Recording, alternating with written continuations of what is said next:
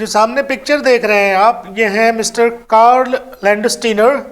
ये वियना के रहने वाले थे बेसिकली। बाद में इन्होंने नेदरलैंड्स और यूएस की भी सिटीजनशिप ले ली थी। तो इनका जो नाम है वो बहुत फेमस है मेडिसिन के फील्ड में। बेसिकली जो ब्लड ग्रुप का डेवलपमेंट करने के लिए, ब्लड ग्रुप का सिस्टम डेवलप करने के लिए इन्हें जाना जाता है। और इसके लिए इन्हें 1930 में फिजियोलॉजी एंड मेडिसिन के फील्ड में नोबेल प्राइज भी दिया गया। और बाद में इन्होंने बेसिकली क्या किया था, ABO और RH सिस्टम के बारे में डिस्कवरी की थी। और बाद में इन्होंने जो आप पोलियो वायरस के बारे में भी इन्होंने खोज की थी, पोलियो वायरस की खोज भी इन्होंने की थी। लेकिन AB जो सिस्टम्स, AB ग्रुप अलग से सेपरेटली, जैसा कि आप यहाँ देख रहे हैं, Adriano Sturli and Alfred von Decastello, ये इनके स्टूडेंट थे। इन लोगों ने इस ग्रुप का पता लगाया था। कहने का मतलब यूँ है कि A group, B group, O group, RH factor, polio, इसका जो क्रेडिट है वो कार्ल लैंडस्टीनर को जाता है। और AB ग्रुप को खोजने का जो क्रेडिट है वो इनके स्टूडेंट्स थे basically, Adriano Sturli and Alfred von Decastello. इन लोगों ने AB सिस्टम खोजा था।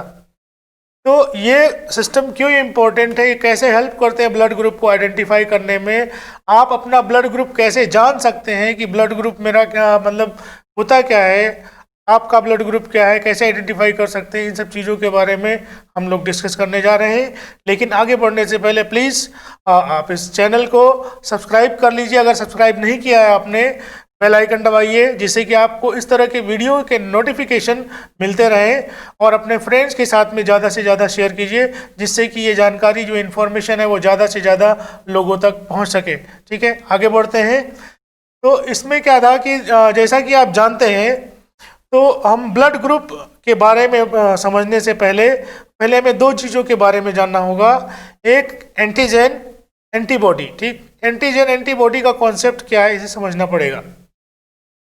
तो एंटीजन बेसिकली क्या होता है कि हमारे शरीर में कोई भी ऐसी चीज़, हमारी बॉडी में कोई भी ऐसी चीज़ जो हमारी बॉडी के लिए बेनिफिशियल नहीं है, और वो हमारी बॉडी में एंटर करती है, हमारे ब्लड स्ट्रीम में एंटर करती है, हमारे रक्त में अगर प्रवेश करती है, ठीक, तो हमारे शरीर का जो डिफेंस मैकेनिज्म है, जो इम्यून सिस्टम, हमारा प्रतिरक्षा तंत्र है, उस चीज़ को क्या करता है, आइडेंटिफाई करता है, उसके लिए हथियार तैयार करता है और उसको डिस्ट्रॉय कर देता है। तो इस तरह से जो एंटीजन है, एंटीजन क्या है, एक ऐसी चीज़ है जो हमारी बॉडी के लिए एक फॉरेन पार्टिकल की तरह, फॉरेन ऑब्जेक्ट की तरह बिहेव करता है, यानी कि वो हमारा शरीर उसे अपना नहीं मानता है, वो एंटीजन है। राइट। एंटीबॉडी क्या है, एंटीबॉडी क्या करता है, एंटीजन को डिस्ट्रॉय करने के लिए जो हमारी बॉडी जो एम्यूनेशंस जो तैयार करती है, जो हथियार तैयार करती है, बेसिकली वो होता है एंटीबॉडी, अगर सरल भाषा में समझना चाहें तो। अब ये जैसे यहाँ पे आप देख रहे हैं आरबीसीज का, ये आरबीसीज है बेसिकली, रेड ब्लड सेल्स हैं। इनके ऊपर छोटे छोटे पार्टिकल्स या मॉलिक्यूल्स कह लें, या कुछ ऐसे सब्सटेंस हैं जो आरबीसी की सतह पर पाए जाते हैं। ये प्रोटीन हो सकता है, ये कार्बोहाइड्रेट भी हो सकता है, और कुछ भी मतलब फॉस्फोलिपिड, इस तरह के कोई भी किसी भी तरह का मॉलिक्यूल है जो हमारे लिए फॉरेन उसकी तरह पार्टिकल की तरह काम कर सकता है। तो ये इस तरह के जो पार्टिकल्स आरबीसी के ऊपर पाए जाते हैं, और ये एंटीबॉडीज भी हमारे ब्लड में पाई जाती हैं जैसा। लेकिन एंटीबॉडीज ये हमेशा ग्लोब्यूलिन प्रोटीन से बनी होती हैं, और ये जैसा कि आप जानते होंगे, ये एंटीबॉडीज बेसिकली इन्हें इम्यूनोग्लोबुलिन्स कहा जाता है। एक स्पेशल टाइप की ग्लोबुलिन प्रोटीन होती हैं जिन्हें इम्यूनोग्लोबुलिन कहा जाता है, और ये ए से लेकर के ई तक में क्लासीफाई की जाती हैं। और यहाँ पे जो ब्लड के केस में जो एंटीबॉडी का काम करती है, आरबीसी के केस में, वो बेसिकली IgG और M, इस तरह के जो ग्लोबुलिन्स हैं, G और M, ये ज़्यादा इसी एंटीबॉडीज़ का काम करती हैं यहाँ पर। तो कार्ल लैंडस्टीनर ने क्या देखा यहाँ पर, उन्होंने ये देखा कि बेसिकली अगर उन्होंने देखा कि हमारे ब्लड में दो तरह के एंटीजन होते हैं। एक को उन्होंने बोला कि एंटीजन A है, दूसरा बोला कि एंटीजन B है। ठीक, तो दो तरह के एंटीजन पाए जाते हैं ब्लड के सरफेस पे, आरबीसी पे पाए तो बहुत तरह के, मोर देन 50 टाइप्स जो RH टाइप के एंटीजन, और बाकी ये नॉर्मल जो एंटीजन है वो हजारों तरह के एंटीजन होते हैं। लेकिन इसमें से सिर्फ दो एंटीजन ऐसे होते हैं जो हमारे ब्लड की क्लॉटिंग के लिए रिस्पॉन्सिबल होते हैं in most of the cases. तो ये जो एंटीजन इन्होंने देखा कि अगर किसी पर्सन के आरबीसी में ए टाइप का एंटीजन है, ठीक, तो क्या होता है उसके शरीर में जो एंटीबॉडी होती है उसके ब्लड में, वो एंटीबॉडी बी टाइप का होता है, बीटा एंटीबॉडी होता है जैसा, ठीक। और ये एंटीबॉडी बीटा और एंटीजन ए ये एक दूसरे से कंबाइन नहीं करते, रिएक्ट नहीं करते हैं और वो ब्लड जो है नॉर्मल सिचुएशन में, नॉर्मल कंडीशन में बना रहता है। बेसिकली यही क्रूशियल फैक्ट है, यही सबसे इम्पोर्टेंट फैक्ट है जो लैंडस्टीनर ने आइडेंटिफाई किया कि अगर आपके ब्लड में ए टाइप का एंटीजन है, एंटीजन का मतलब कोई ऐसी चीज़ जो दूसरे पर्सन के लिए वो फॉरेन हो सकती, दूसरे पर्सन के लिए वो आपका मतलब वो आपके ब्लड को फॉरेन मान सकता दूसरे पर्सन का ब्लड, या जैसे मतलब बैक्टीरिया वगैरह के सरफेस पे भी इस तरह की चीज़ें होती हैं, वो भी एंटीजन है हमारे लिए। या कोई भी ऐसी चीज़ जो आ जाती है हमारे शरीर में, तो जो हमारा ब्लड उसको आइडेंटिफाई नहीं करता, उसे अपना नहीं मानता, वो हमारा एंटीजन है, ठीक है। तो यहाँ पे जो एंटीजन्स हैं, तो ये अगर उन्होंने बोला ए टाइप का एंटीजन, ठीक, अगर मेरा ब्लड टाइप ए है तो मेरे ब्लड में एंटीजन क्या होगा, ए टाइप का एंटीजन होगा, और एंटीबॉडी कौन सा होगा, बी वाला होगा, ठीक। ये सिस्टम उन्होंने बताया। अगर मेरा ब्लड ग्रुप बी है यानी कि मेरे ब्लड में बी टाइप का एंटीजन होगा और एंटीबॉडी कौन सा होगा, ए टाइप का होगा, ठीक। ऐसा भी हो सकता है कि मेरे में कोई भी एंटीजन ना हो या दोनों ही एंटीजन हो, तो डिपेंडिंग अपॉन जो एंटीजन होता वही ब्लड ग्रुप होता है। ये सिंपल सा फार्मूला है। तो अगर आपके ब्लड में एंटीजन ए है तो आपका ब्लड ग्रुप क्या होगा, ए। अगर आपके ब्लड में एंटीजन बी है तो क्या ब्लड ग्रुप होगा, बी। और अगर दोनों हैं तो ए बी, और कोई नहीं है तो ओ ग्रुप होगा, ठीक है। ये इन्होंने सिस्टम डेवलप किया। तो बेसिकली उन्होंने पता लगाया कि ये जो क्लॉटिंग हो रही है ब्लड की, बेसिकली वो क्लॉटिंग ना करके उसके एग्लूटिनेशन बोला जाता है।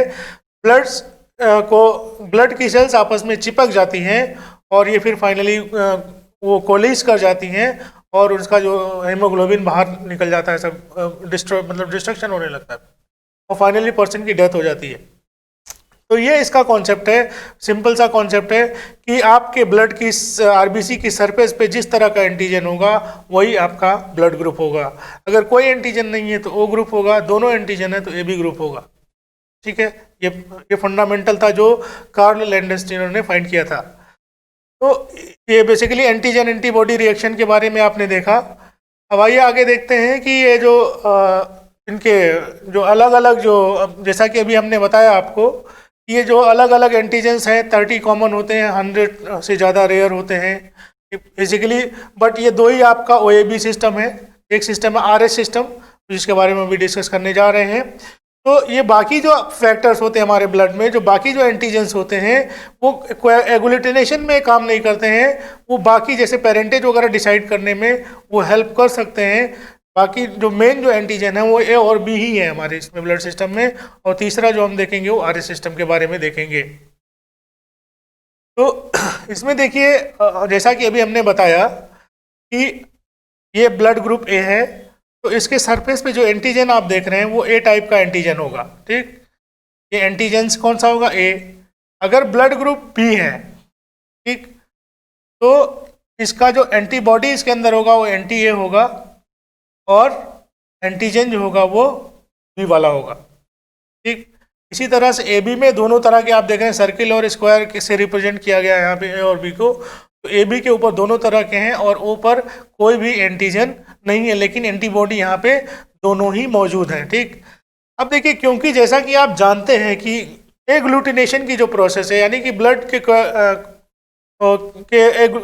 के जो सेल्स की चिपकने की जो प्रक्रिया वो एंटीजन एंटीबॉडी की वजह से हो रही है। अब जो एंटीजन है वो उसी एंटीबॉडी से रिएक्ट करता है, यानी कि जो ए वाला ब्लड ग्रुप है वो बी की एंटीबॉडी, यानी कि यहाँ पे एंटी ए है जो एंटीबॉडी, वो उससे रिएक्ट करेगा और कोलिज कर जाएगा। ये वाला इससे रिएक्ट करेगा, ये भी कोलिज कर जाएगा। ये दोनों से ही रिएक्ट कर सकता है, सॉरी देखिए, क्योंकि यहाँ पे कोई भी एंटीबॉडी नहीं है, ठीक। तो ए भी किसी से रिएक्ट नहीं करेगा, ठीक, और वो सबसे रिएक्ट कर सकता है, ठीक। अब इसमें देखिए होता क्या है कि जैसे मान लीजिए किसी पर्सन का ब्लड ग्रुप है ए बी, क्योंकि अब इसमें कोई भी एंटीबॉडी नहीं है, तो इसलिए आप किसी भी पर्सन का ब्लड ग्रुप ब्लड उसको चढ़ा सकते हैं, क्योंकि उसके ब्लड में कोई भी एंटीबॉडी नहीं है, तो कोई भी ब्लड उससे रिएक्ट करेगा ही नहीं। तो इसलिए जो AB ग्रुप को क्या बोलते हैं, यूनिवर्सल रेसिपिएंट बोलते हैं, ये सर्वग्राही ग्रुप होता है। अब देखिए, जैसा क्योंकि आप देख रहे हैं O में क्या होता है, O में कोई भी एंटीजन है ही नहीं, तो आप किसी के भी ब्लड में चढ़ा दो, में कोई भी रिएक्शन नहीं होगी इसके साथ में। तो इसलिए जो O ग्रुप होता है वो यूनिवर्सल डोनर ग्रुप होता है, और AB जो ग्रुप होता है वो यूनिवर्सल रेसिपिएंट ग्रुप होता है। बाकी के केस में A वाला A को ही दे सकता है, B वाला B को दे सकता है, और O सबको दे सकता है, और AB सबसे ले सकता है। ये इसका फंडामेंटल है, ठीक है। नेक्स्ट में बढ़ते हैं, हम लोग देखते हैं कि RH एंटीजेंस क्या होते हैं। RH एंटीजेंस बेसिकली क्या होते हैं कि जैसे आपने देखा कि AB ओ क्लासिफिकेशन में 2 तरह के एंटीजन होते हैं, इसी तरह से RH क्लासिफिकेशन में 6 तरह के एंटीजन होते हैं। तो इन्हें capital C, capital D, capital E और स्मॉल c, स्मॉल d और स्मॉल e से रिप्रेजेंट किया जाता है। बेसिकली ये क्या होता है कि इसके केस में भी लैंडस्टीनर ने क्या देखा कि अगर किसी भी पर्सन के ग्रुप में कैपिटल C वाला एंटीजन है तो स्मॉल c वाला एंटीजन नहीं होगा, अगर कैपिटल D वाला होगा तो स्मॉल d वाला नहीं होगा, ठीक। यानी कि इनमें से कोई भी पेयर के फॉर्म में किसी भी पर्सन के रूप में ब्लड में नहीं पाए जाते हैं, ठीक। दूसरा इंपॉर्टेंट फैक्टर उन्होंने क्या देखा कि ये जो सबसे ज्यादा जो पाया जाने वाला जो RH एंटीजन है वो D है। D की वजह से ही जो कोएगुलेशन होता है। तो बेसिकली जो RH की जो टेस्टिंग होती है हमारे ब्लड में, वो इसी D जो एंटीजन है उसी का टेस्ट किया जाता है, क्योंकि RH में जो सबसे जो कॉमन है, सबसे ज़्यादा पाया जाने वाला जो एंटीजन है वो D है, और D की टेस्टिंग से ही पता चलता है कि उसमें वो कोएगुलेट करेगा या नहीं करेगा। तो एक तो AB का आप टेस्टिंग करते हैं, तीसरा क्या करते हैं आप इसका टेस्टिंग करते हैं D का, ठीक। तो RH फैक्टर के केस में RH का D टेस्ट किया जाता है। तो RH का D फैक्टर अगर किसी में है तो वो पॉजिटिव कहलाता है, RH पॉजिटिव। अगर किसी पर्सन के अंदर नहीं है तो RH नेगेटिव कहलाता है, ठीक। तो इस तरह से ये भी मतलब जैसे बाकी के केस में एग्लूटिनेशन के केस में आपने देखा कि एग्लूटिनेशन के द्वारा पता लगाया जाता है कि उसका एंटी सीरम होता है बेसिकली, तो जो जिस एंटी सीरम में कोएगुलेट कर जाता है वो वही ग्रुप होता है। इसी तरह से अगर एंटी D सीरम के साथ में किसी का ब्लड थक्का बना रहा है तो उसका जो वो क्या कहलाएगा, RH पॉजिटिव कहलाएगा। अगर नहीं बना रहा है तो वो RH नेगेटिव कहलाएगा, ठीक है। ये देखिए यहाँ पे दिखाया गया है कि इस तरह से जैसे नॉर्मली हम लोग टेस्ट करते हैं, तो जैसे हमने आपने एक एंटी सीरम A लिया, एक एंटी सीरम B लिया और एक एंटी सीरम D लिया, ठीक है, मतलब RH का D लिया आपने, ठीक है। अब यहाँ पे इन तीनों में आप एक एक ड्रॉप ब्लड रखेंगे, फिर देखेंगे किसमें किसमें क्लॉटिंग हुई है, किसमें किसमें। ये देखिए यहाँ पे क्या हो रहा है, ये पहले की तरह हो रहा है बना हुआ, A में जो ब्लड डाला इन्होंने, लेकिन B में क्या हो गया है, कोएगुलेशन हो गया है। छोटे छोटे आपको दिख रहे हैं ब्लड सेल्स अलग, मतलब अलग अलग दिखाई दे रहा है, और वहाँ पे भी कोएगुलेशन हो रहा है, वहाँ पे भी आपका सीरम और उसका वो अलग अलग हो गया है, ठीक। तो इस तरह से आप देख रहे हैं कि जो किसमें कोएगुलेट हुआ B में, और किसमें कोएगुलेट हुआ D में। यानी कि ये इसका ब्लड ग्रुप क्या है, B है, और इसका RH वाला क्या है, D पॉजिटिव है। यानी कि इसका जो ओवरऑल ब्लड ग्रुप वो क्या कहलाएगा, B पॉजिटिव कहलाएगा, ठीक। इसी तरह से अगर A में कोएगुलेट करता और इसमें B में कोएगुलेट नहीं करता तो A पॉजिटिव हो जाता, और अगर इसमें भी कोएगुलेट नहीं करता तो A नेगेटिव हो जाएगा। इसी तरह से करके आपके जो कई सारे ब्लड ग्रुप बन जाएंगे। जैसे अब देखिए क्या, ये इस तरह का आपने एक टेबल बना सकते हैं हम कि अगर किसी पर्सन का ब्लड ग्रुप A है, O है, तो ना तो एंटी A में उसका क्लॉट होगा, ना B में क्लॉट होगा, D में क्लॉट हो सकता है, ठीक। अगर D में क्लॉट होगा तो O पॉजिटिव कहलाएगा, अगर नहीं होगा तो O नेगेटिव कहलाएगा। सिमिलरली अगर A ग्रुप है तो एंटी A में क्लॉट करेगा, एंटी B में क्लॉट नहीं करेगा, और D में क्लॉट करेगा तो A पॉजिटिव, अगर नहीं करेगा तो A नेगेटिव।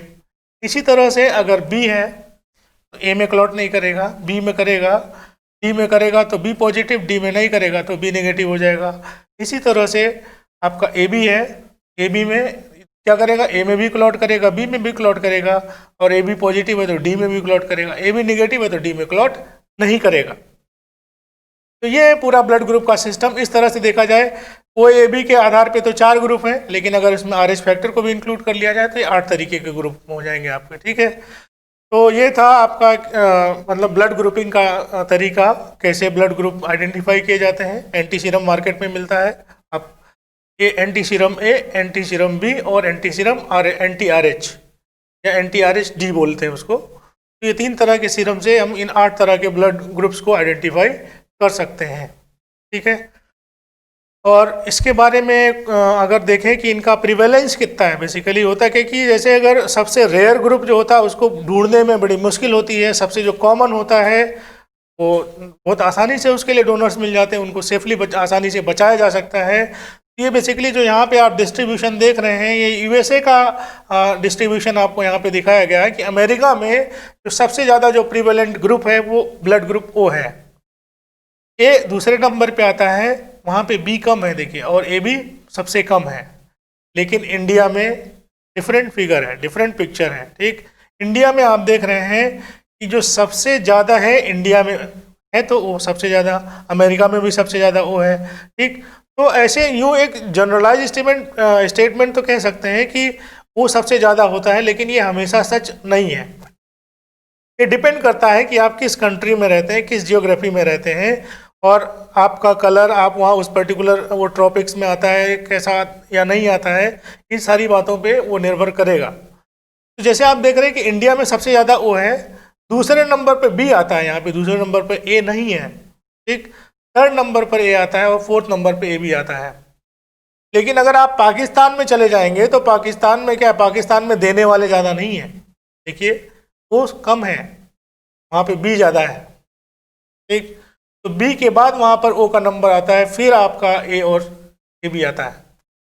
इसी तरह से बांग्लादेश में भी आप देखेंगे तो बांग्लादेश में ओ सबसे ज़्यादा है, बी, यानी कि रफली इंडिया और बांग्लादेश का जो वो है ट्रेंड वो लगभग सेम है, लेकिन पाकिस्तान का ट्रेंड डिफरेंट है। और सऊदी अरब में देखेंगे तो सऊदी अरब में ओ तो 50% से भी ज़्यादा लोगों का होता है, यानी कि डोनर्स ज़्यादा हैं, रेसिपिएंट सबसे कम होते हैं। वो हर जगह ही लगभग आप देख रहे हैं सबसे कम ए बी ही होता है और सबसे ज़्यादा यूजुअली ओ होता है।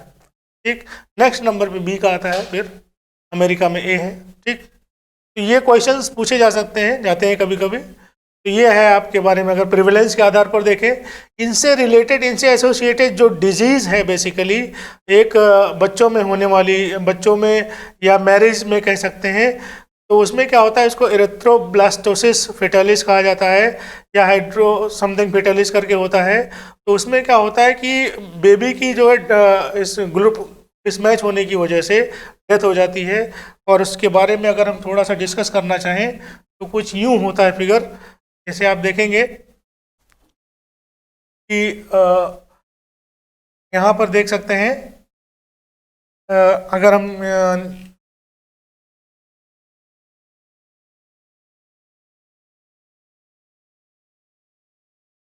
हाँ इसके बारे में हम देखेंगे।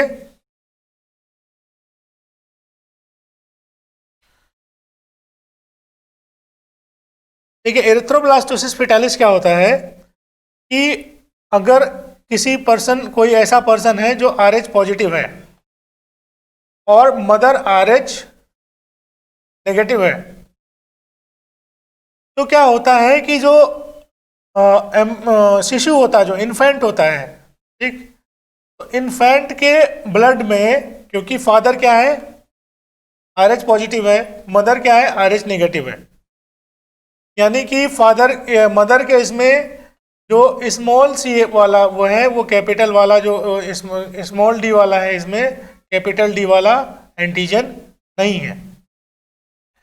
तो जब इन्फेंट, जो बच्चे, क्योंकि बच्चे का फादर पॉजिटिव है, तो बच्चे का ब्लड जब मदर के ब्लड के कांटेक्ट में आता है तो मदर के ब्लड को वो सेंसिटाइज करता है और इसमें एंटी डी बनने लगते हैं, यानी कि इसका एंटी सीरम बनने लगता है, इसके अगेंस्ट में एंटीबॉडीज मदर के ब्लड में बनने लगते हैं। तो जब फर्स्ट बेबी होता है तो क्योंकि ये जो सेंसिटाइजेशन में ये मतलब थोड़ा प्रोसेस टाइम होता है, टाइम टेकिंग होता है, लेकिन जब फर्स्ट बेबी होता है इसमें, तो फर्स्ट बेबी तो सेफ हो जाता है, लेकिन सेकेंड बेबी के केस में क्योंकि ऑलरेडी मदर के ब्लड में एंटी डी मौजूद होता है, तो वो बेबी मतलब उसको यूटेरस में ही बेबी की डेथ हो जाती है, तो ये जो इस तरह का जो डिजीज जो केस बनता है उसी को एरिथ्रोब्लास्टोसिस फिटालिस कहा जाता है। क्या कहते हैं? Erythroblastosis fetalis. तो ये इससे रिलेटेड डिजीज है जिसके बारे में हमने देखा। इसीलिए कभी भी आप मैरिज के केस में प्लस फादर और माइनस, यानी कि RH प्लस फादर और RH माइनस मदर का कॉम्बिनेशन नहीं होना चाहिए, ठीक। क्योंकि आप जानते हैं कि अधिकतर 95% लोग RH पॉजिटिव होते हैं, तो ये टेस्ट कराना इम्पोर्टेंट हो जाता है। शादी के लिए आप टेस्ट अगर करा लें तो अच्छा रहेगा, ठीक है। तो आज के लिए बस इतना ही। Thank you.